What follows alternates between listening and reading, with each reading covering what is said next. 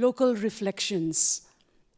My name is Bina Nepram, and I'm the Senior Advisor on Indigenous Issues here at the United States Institute of Peace, and it's a great pleasure to thank you for your stamina till now, for holding on, and also to invite this brilliant panelists who will be telling us about, we have 4 excellent speakers here with us. First is Fatima Akilu. She's PhD and Executive Director of the NIM Foundation, and she comes from Nigeria. Next, we have on my left, Jolpon, who is Orozo Bekwa, Director of the Bulan Institute of Peace Innovations, and she comes from Central Asia, and a person of immense experience. We have with us Margareta Hanita, PhD and lecturer in National Resilience Study University in Indonesia. And finally, we have our colleagues, Ms. Sarhang Hamasaid, the Director of the Middle East Program of the United States Institute of Peace. The purpose of this session is for peace practitioners, expert practitioners from around the world to offer their reflections on how this RISE guide have helped navigate and align to their work experience in rehabilitation and reintegration of people affiliated with violent extremist groups. So without further ado, and with the limited time now, because we are running a little late, we request each of the speakers to speak for 5 minutes each from their experience from each of their countries, and then we will open it up for discussion. So first, I call upon Ms. Jolpon to share how her work. She was a former journalist and also an analyst from Kyrgyzstan, and she had published her recent book, Foreign Fighters and International Peace. So in her work, how has the issue of violent extremism has been tackled, and how this particular book, this guidebook that's been released is going to help or have helped in this process of creating a more peaceful world. Thank you. Thank you very much. First, I would like to congratulate Chris, Mike, and Lisa for this excellent document. I have read it, and I think it's really an important contribution to the issue. So I'm a director of the Bulan Institute. We are based in Geneva, and since 2019, we have been working to study the experiences of countries, how the repatriates are being treated, what kind of rehabilitation and reintegration programs are in place. So our approach is evidence-based, so which means we need to study the existing experiences. And the main work we are doing is we have a network of practitioners, and we facilitate interstate learning through practitioners. So practitioners are here, I mean the multidisciplinary specialists who are working directly with returnees. So I would like to give a general picture. So far since 2019, in total, we had 36 countries which repatriated their citizens from Iraq and Syria. So up to date, more than 6,500 people were repatriated to their home countries. So specifically last year 2022 has shown some positive dynamic, because many countries started repatriating, and I think especially in Western countries in Europe, the decision of European Court of Human Rights had an impact, positive impact on the decisions of European countries. And for example, France started repatriating dynamically. Australia repatriated this year 17 citizens, Germany and Kyrgyzstan and Netherlands, for example, United Kingdom, Spain also. So in general, total number is only about 7,000, which is barely 10% of the residents of 2 camps. So the main work is ahead. So that's why we need to continue working on the issue. And so I would like to share some reflections, how countries they are rehabilitating and reintegrating. So we published recently a compendium of good practices, promising practices. So one of the good practices is taking a multi-agency approach, which means a whole of government approach, uniting more than 15 state bodies. But this is not enough for the successful rehabilitation and integration. So there should be whole of society approach. So whole of society approach, we mean here engaging really local, on the ground, elderly people, teachers, old friends, family members, religious leaders. And of course, as the RISE guide says, really local ownership is very important. Of course, the aid from foreign professionals is very important, but they shouldn't take the main seat.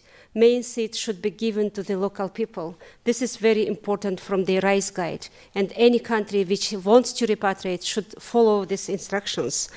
And I would like to highlight mobilizing multidisciplinary specialists as early as possible. Even the country starts thinking about repatriation, at first hand, they think about multidisciplinary specialists whom they will be involving, and these people should be trained beforehand. And also, I would like to mention about the RISE guide action about the belonging. So, from our experience, what happened in Central Asia, in Kazakhstan and Uzbekistan, so women who were repatriated, mainly these people who went to Middle East, they associate themselves with the Muslim community in general. What is important, whenever they are returned to home countries, it's really important to give the sense of belonging to this country. So what did Uzbekistan and Kazakhstan? They organized special courses for children.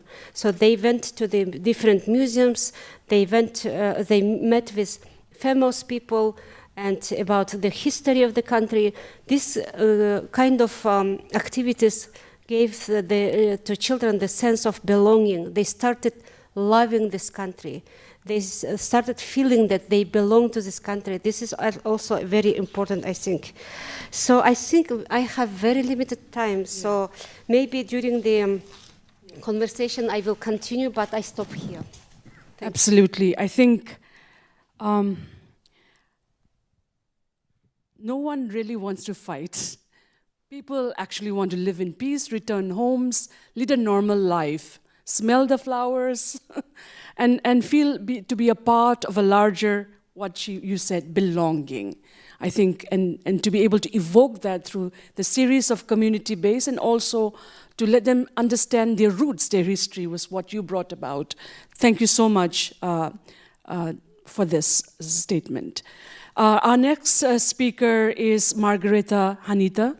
She comes from Indonesia, as we mentioned, so the floor is yours. And she has a PowerPoint presentation which she will share in a rapid 5 minutes. Okay, I'll try the best. Hello, everyone. First of all, I would like to thank to USIP for this invitation. It is my honor for being here. And I want to give congratulations to Chris. The RISE Action Guide is very related with our work in Indonesia. Everyone, I want to explain to you about our work with empathy, community-based early warning system, because building resilience to support social reintegration. I would like to introduce you our foundation. Empathico have a mission to mainstream empathy as life values and practice engaging community members, women, youth, children, policymakers, and other stakeholders. And I also want to introduce you my study, my university. I'm a lecturer at the National Resilience Study, one of postgraduate program at School of Strategic and Global Study. Our community-based early warning system goals, what I work with empathy, is to build community resilience to violent extremism, so that communities be able to do early detection and early treatment of early cases and social reintegration cases of former ISIS-affiliated deportees, returnees, or former terrorist inmates. We promote 4 pillars for this community resilience. Pillar 1 is awareness raising and also understanding. We have engaged with 1,000 community members, including Majelis Taklim, we said in Indonesia. It is women religious groups, neighborhood groups, women's groups, schools, youth groups, community social activities. At least 50 alternative narrative short video contents have been produced by women and youth. And now, until now, at least 40 early cases are detected and handled by early warning system resilience team. And pillar 2 is a case management system. The most important in here is develop simple data management system. And we also, of course, about social reintegration. The most important is in social reintegration is express disapproval to the act, but does not push the offender out of the community. It allows the person to be reintegrated back into the community. And we also make social reintegration through restorative practice, and it offers participants a chance to listen and be listened to, care and everything. And I did remember Lisa in the opening about wall and bridging. I think we practice this in these pillars. And this pillar also, we had dialogue participants, and all are divided into 5 different groups. One group is former inmates, former returnees and their family members, government officers, village police officers, village army officers, and then victims of Bom Tamrin and family members, community members who support the return of former inmates and former returnees to the community. And the last is communities members who reject the return of the former inmates and return to the community. You can see the picture. There is army village officer joined the circle group, and they reflect dialogue. The most important in social reintegration is community preparation, participant preparation, and preparing empathetic facilitators. This is the three most important we have to prepare. And for pillar 3, we're building social cohesion activities with the communities. We're developing the initiative and emphasizing community social cohesion. And pillar 4, we make a policy support for early warning system with the government. And we provide all activity with the guiding principles: do no harm, prudential, respect to individual differences, human rights, confidentiality and accountability, social culture sensitivity, equality, gender equality, and fulfillment of the children's rights. You can learn about our building community-based early warning system to this website, and thank you very much for the opportunity. Yes, thank you so much to our excellent panelists for keeping right on time and ensuring. So, yes, yes, thank you. Empathy and the name of our organization, absolutely. When we look at violent extremism, sometimes it reminds us, you know, building nations and communities has to be done actually with a lot of love. Not at gunpoint. With a lot of love. And your organization, Empatiku, I don't know what it means in Indonesian, but it sounds like empathy. Yes, empathy. See? So, right, yeah, and absolutely, you use words. Early warning is really critical. Early warning to recognize the signs and the symptoms that some kind of tension is going to happen is very critical, but in today's world of disinformation, how do we handle that is another issue that we can tackle. And you spoke about the circle dialogue, and I would add the circle of trust, the circle of empathy, which will form the seeds of more resilient societies. Thank you so much for this excellent presentation. Now, to my colleague, Ms. Sarhang Hamasaid, the director of the Middle East program, if you would like to share about that you and your team have been really instrumental in the this guide RISE, and you have traveled to socialize the framework with key government and civil society stakeholders in Iraq. And the training starts next year. So please share with our audience your work and your journey in the making of this RISE. Okay. Thank you. Good afternoon. It's a true pleasure and honor to be part of this panel and this symposium. And thank you for the opportunity. Congratulations to my colleagues, Chris Bosley and Chris Inman, the rest of the program, and the colleagues who helped put this excellent guide together. As the director of Middle East programs, 2 countries named today, Iraq and Syria, are in my portfolio. And in that geographic setting, you have a complex, big, and relatively unprecedented level of a caseload and conditions related to return, rehabilitation, and reintegration. I'll focus on Iraq for my conversation today because it is there where USIP has been able to apply several of its capabilities to effectively support return and reintegration.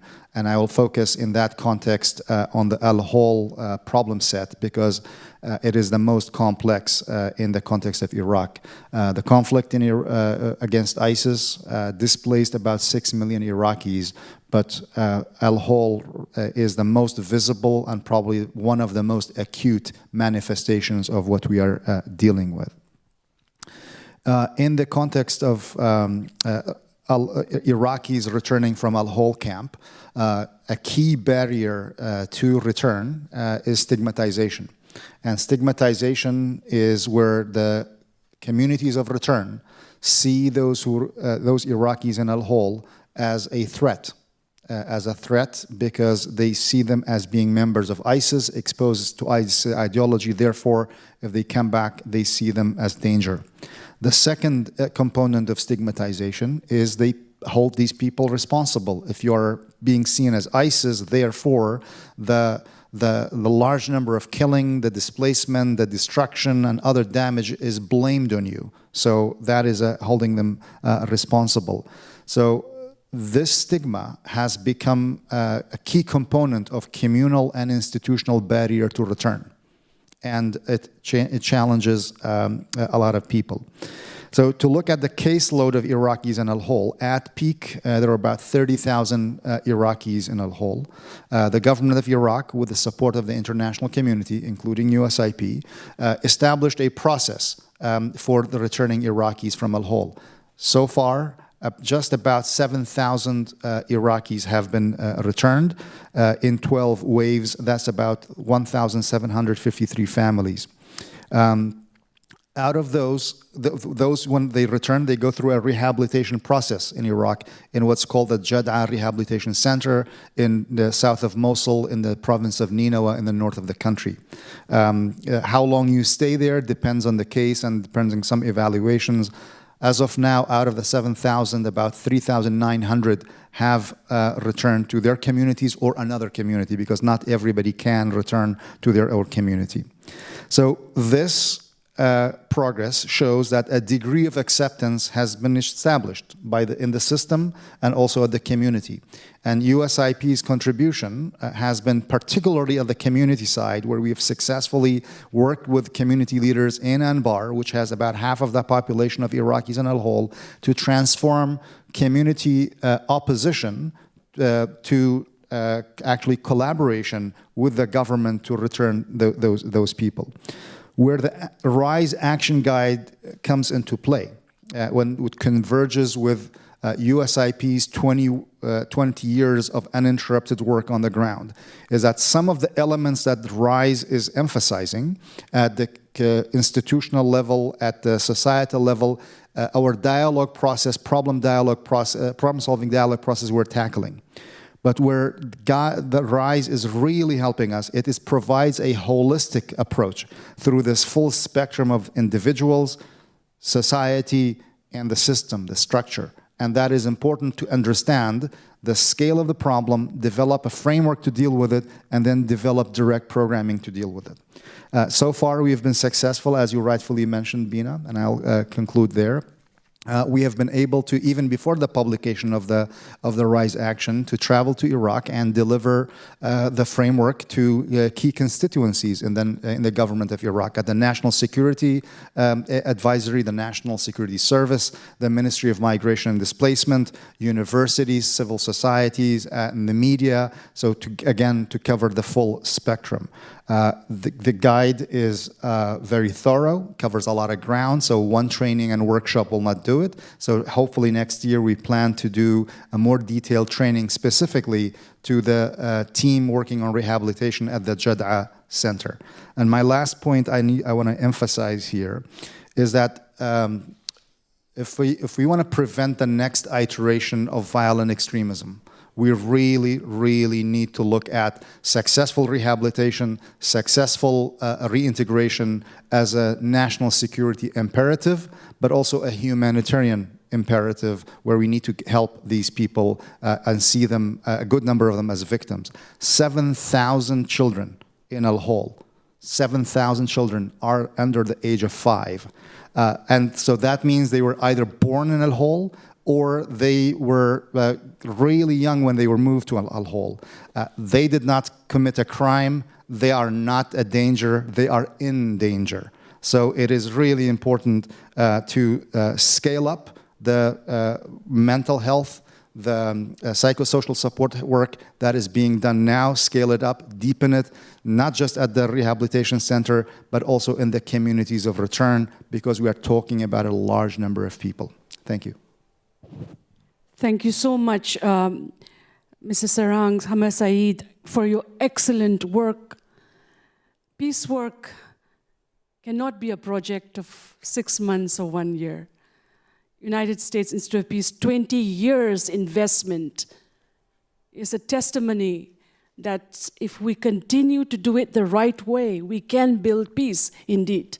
And I think when I read the guidebook yesterday in a few hours, I was absolutely stunned by the fact that it talked about the individual, the society, the structural level. It was a holistic way of looking at a form of healing, and as you brilliantly shared, today we have 112 million people who are currently displaced because of wars, conflicts, and disasters. And 107 active conflicts in the world till today, many of which you read in your newspapers, but there are 300 other forgotten conflicts that we have not even studied in a way that it deserves. So to respond to this, again, as you really said, this is not just a national security issue, not just a global issue, but it is also a humanitarian imperative, as you brilliantly shared. With this, we are going to the last speaker, and it is the right way to end. She was meant to be the first speaker, but she wanted to go last, and I think the wisdom is because Fatima Ikilu, who is the executive director of NIM, who comes from Nigeria, has been providing mental health and psychosocial support to communities in northeast Nigeria, affected by Boko Haram. So please, Fatima, share your work and your wisdom with us, and hopefully the audience can engage our panelists in the next few rounds of minutes. Thank you so much. And again, for me too, it's been such an honor and a pleasure to be here. I'd like to say, Chris, Mike, and Lisa, I wish you were around 10 years ago. 10 years ago, no one was talking about mental health. It was like a voice in the darkness. At that time, I was working for government, and when I talked about mental health, nobody listened at all. They didn't think it was a priority, or that it could even be done, or that it was necessary, because we were at the time focused on CVE and then PVE.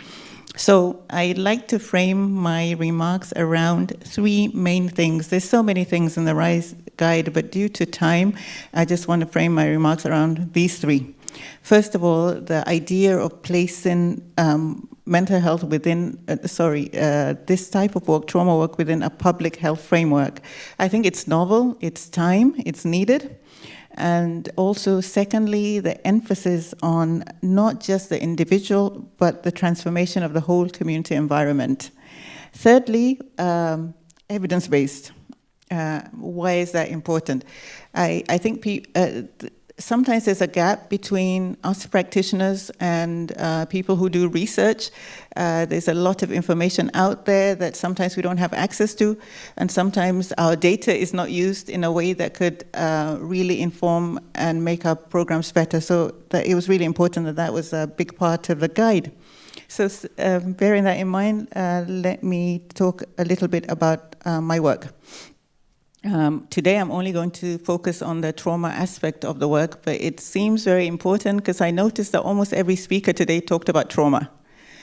I work in Nigeria and in the Lake Chad. And in the last 8 years, our work has grown, but I always say it's grown, but not in a good way, because every time it grows, it means that conflict has increased. And why mental health?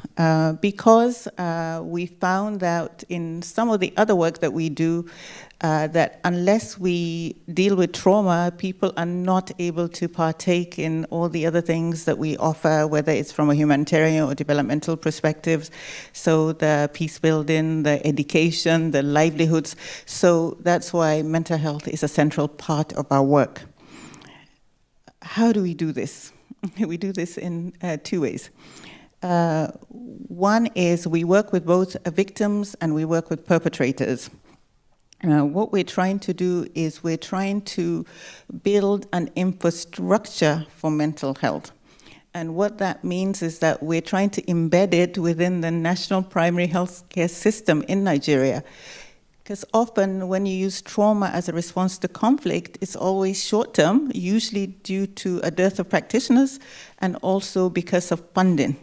And as we know, for those of us who work in this space, just because you treat someone's trauma today, it doesn't mean 2 years later it's gone away. And often the conflict is ongoing, so people are becoming often re-traumatized.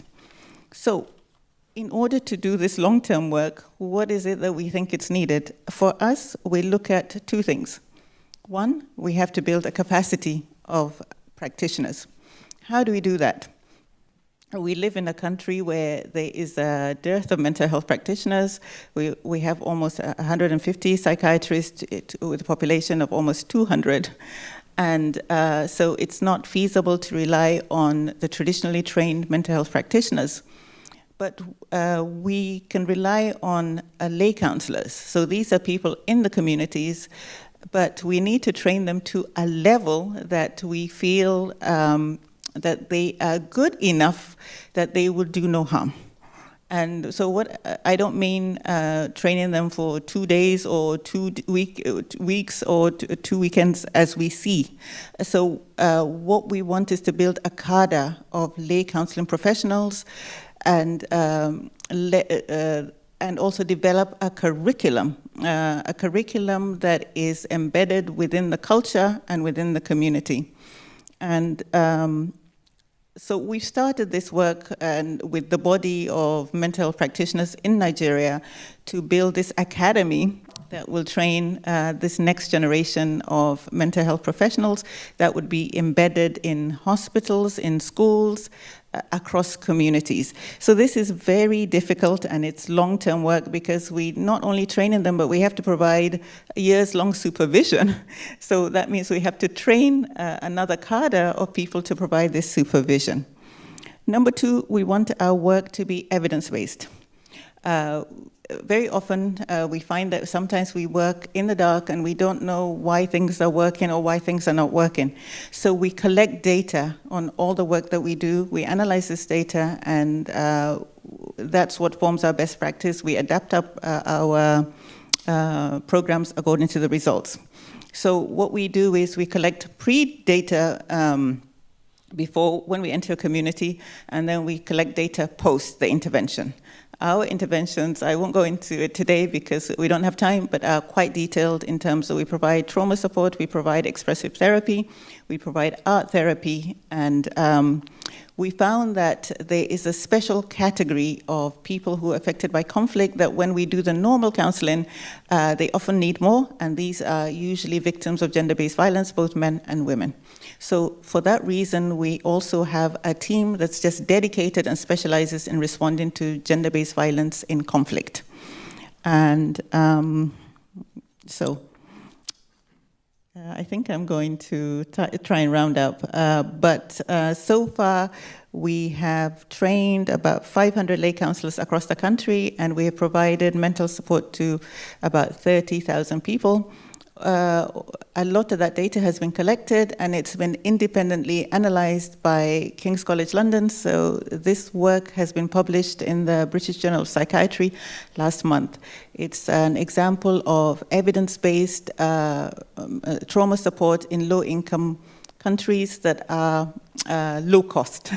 So I'd like to end on that note. Thank you.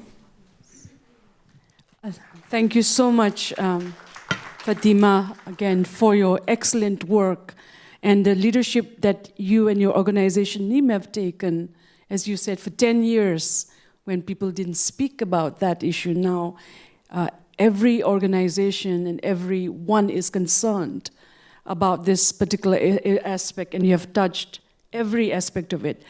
With this, with the permission of the organizers, because we had such brilliant speakers from Nigeria, Central Asia, Indonesia, Middle East. So please, if you have questions to engage, please raise your hand and identify yourself, and to please ask briefly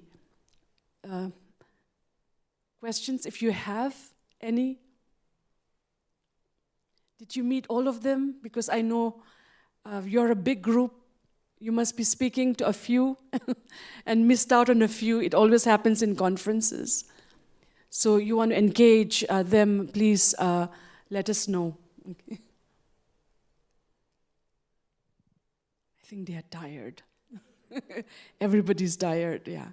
But with this then, we would like to then final round of statements from each of our panelists of how this action guide is going to, how they're going to use this, how this in the next few, in the next coming year, how do you plan to take this up in your own work, in your own regions? And I would start from here and...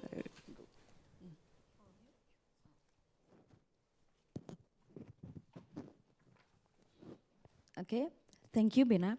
I would like to say that I do agree with everything we've done today about social reintegration, especially that I learned about building resilience community, yeah, before this session, and we can see that building resilience is also about trust. Trust each other, and how can the community engage about social cohesion, and this is not an easy things to do if we deal with violent extremism. So I think that we have to, I learned from Lisa about wall and bridging, yeah, and also we work, that's why Empatiku promote 4 pillars, and the first is early warning about and how they we can make early detection, and then early warning and dealing with the community.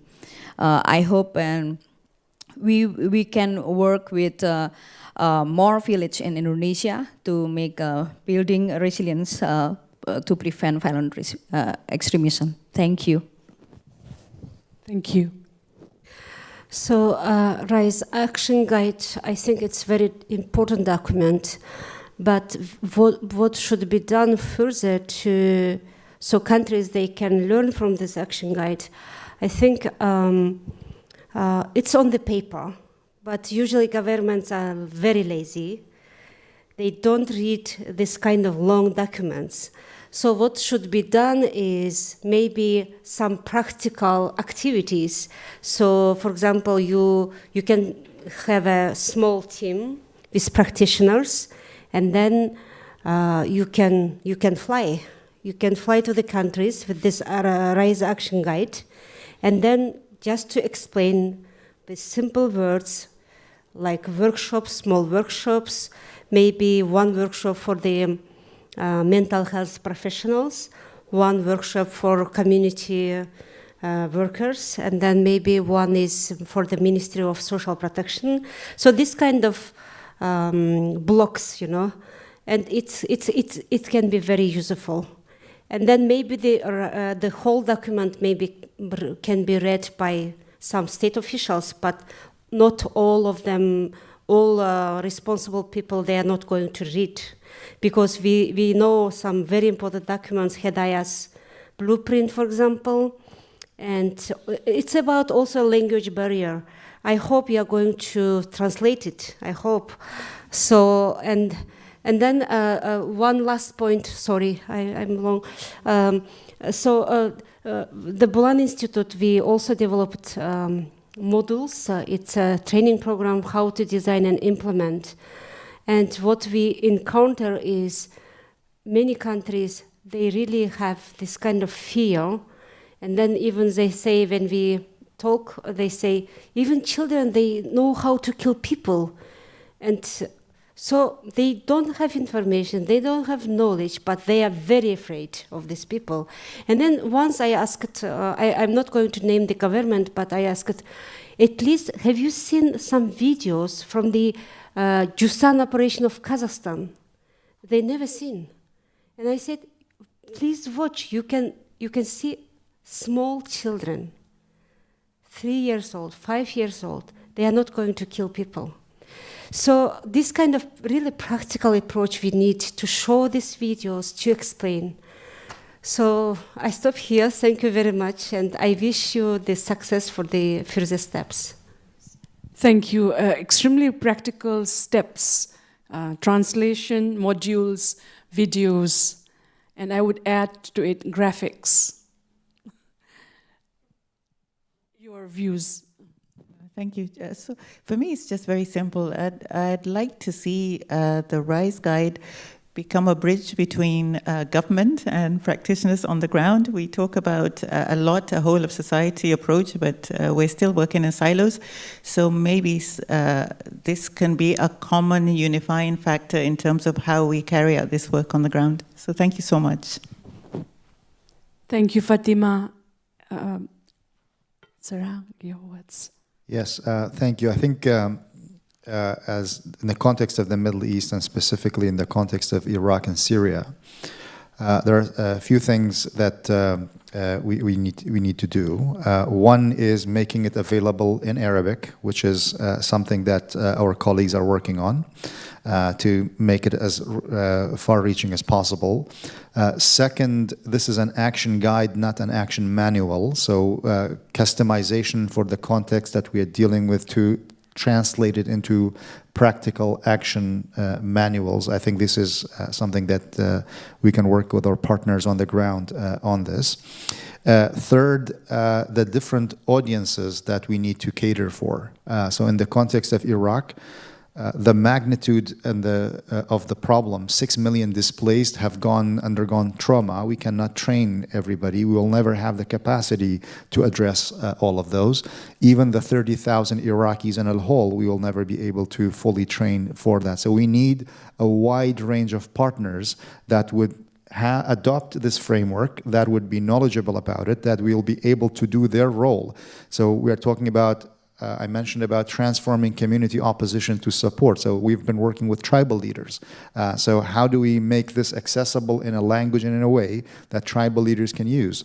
Teachers at school, civil society organizations, media influencers, because we need a full range of actors to reduce the barriers to return, to reduce stigma, and create that conducive environment for people to return, but also to prevent this from happening again. I think, so this framework is extremely helpful to address the remaining human legacies of ISIS and the wide range of legacies that we're dealing with, but also as a preventative measure. To prevent it again, we need to look at the structural things that caused the rise of ISIS. We need to look at the societal matters, and we look at the individual matters. And so that's why this is key. Getting it incorporated into universities, I think, and the training manuals and think tanks on the ground, these are all expanding the capacity, because without that, no single organization or nor the collectives of the international community can deal with this, as priorities are going to Ukraine and Gaza and other competition with China and elsewhere. So we need to build that resilience. And the good news in the case of Iraq, we have partners in the government, in civil society, in the university, so there are willing partners. We just need to connect those dots together. Thank you. Thank you so much. Let's give a round of applause to each of our brilliant panelists. Thank you so much to each one of you for your brilliant sharing. We now live in a time of war. To create a world beyond wars, this action guide will go a long way, because in today's world, we are seeing a lot of rise in violent extremism, violence in our communities. But what is very critical is also the innate human nature and the community need to continue to work for peace. And each one of us in this room, to each one of you who are listening in the audience and online, we know each of your work matters. Each and every effort of yours matter, from every organization, institution, from civil society to nation states, to multilateral organization, and to individuals. As the action guide said, from the individual to the community to the structural. And 3 levels, we hope that this will infuse the energy and the vitality and provide the tools that the world badly needs. And let us hope that this will shed a new light, as Fatima said. 10 years down the line, we will be proud of what you all have done. Congratulations once again, and thank you all.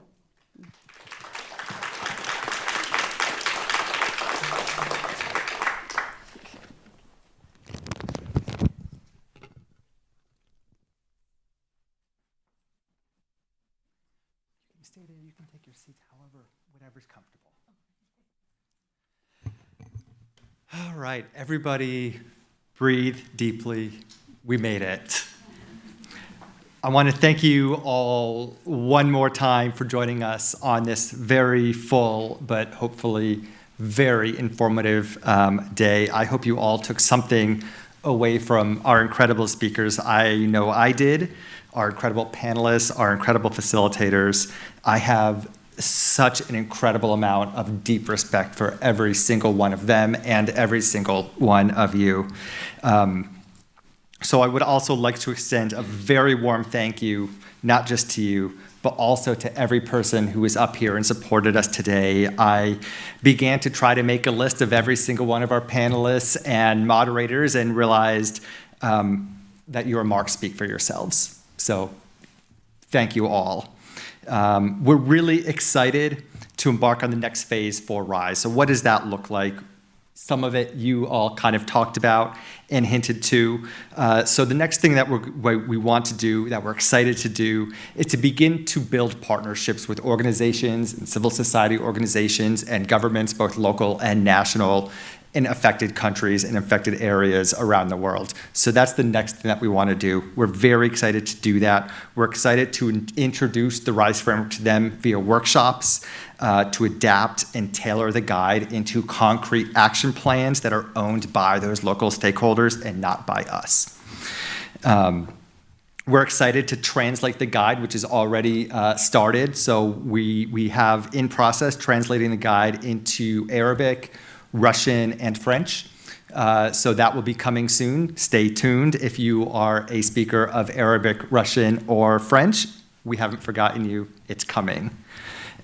We also are excited to adapt this guide and to place it online using USIP's online Global Online Academy, which provides free of charge access to anybody in the world who would like to consume this material. So we're real excited to expand the access to this guide and make it much more accessible with that online course. Finally, we're excited to keep the RISE document a living document, right? This is not an end-all, be-all answer. Rehabilitation and reintegration, it's still a new area of practice. We're still learning. We're still finding and discovering more evidence. And so we're going to continue to revise, to update this framework. We've already have plans to add several things to it. We know that it's missing something on case management. We know that it's missing something on risk and needs assessments. We know that it's missing something on monitoring and evaluation. And we're going to work to add all of that to the guide as we move forward.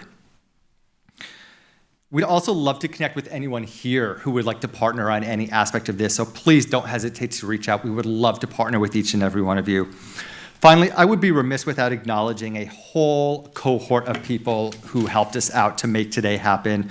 So please join me first in thanking our talented event staff, our AV technicians, our catering staff who kept the coffee flowing and who kept the AV equipment happy. Thank you to our volunteers who helped you register this morning, who helped to usher us throughout the day. Tim Marlowe, Kat Aaron-Nijad, Andrew Mines, all have been here all day helping out with that. Thank you, all of you. I want to thank my colleague, Chris Inman. Your dedication, your encouragement, your quiet competence is everything to this team. Thank you. I want to thank the leadership of Lee Scrons, David Young, and Michael Phelan for believing in this project for years and for continuing to support it despite it taking years. Of course, a deep debt of gratitude to Lisa Shirk and Mike Nikonchuk, who I could not have asked for better partners for this. Finally, I want to extend one very, very special thank you to Mike Darden, who's up there in the corner. Mike has worked tirelessly behind the scenes for months coordinating this. You must be exhausted. You've coordinated speakers, you've arranged the rooms, you've put everything together, you coordinated the catering, you have done it all. The run of show, every aspect that came together today is thanks to Mike. It was an absolutely Herculean effort, and you are the reason we were able to pull this off. Thank you.